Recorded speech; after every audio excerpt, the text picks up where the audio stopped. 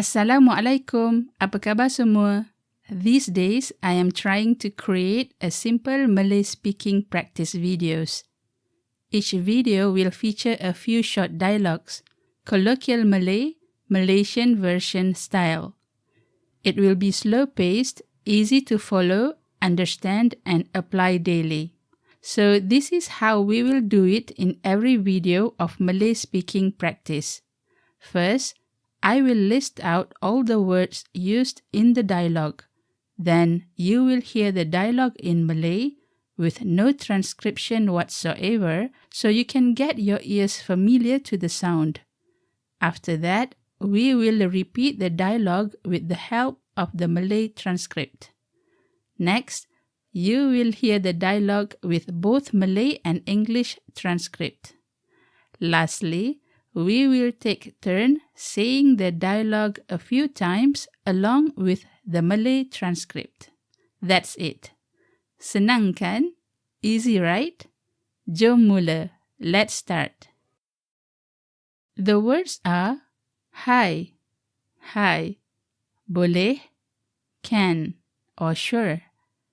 Saya, I, duduk, to sit, sini, here, sila, or silakan, go ahead.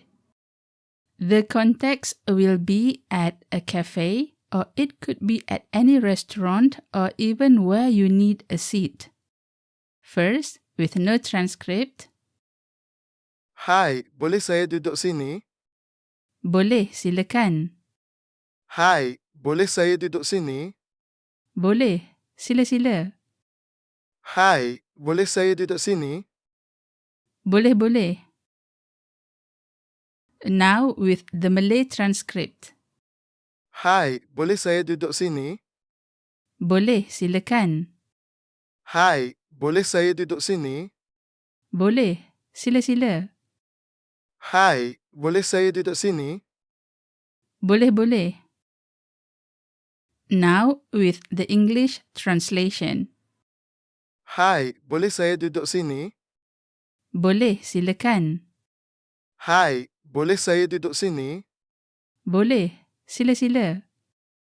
Hai, boleh saya duduk sini? Boleh, boleh.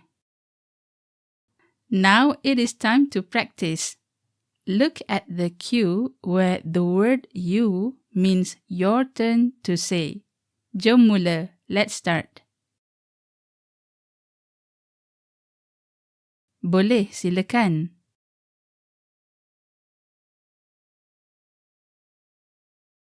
Boleh, sila-sila.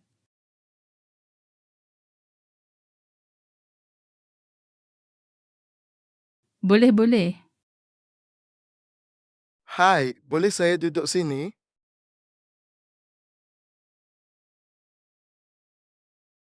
Hai, boleh saya duduk sini?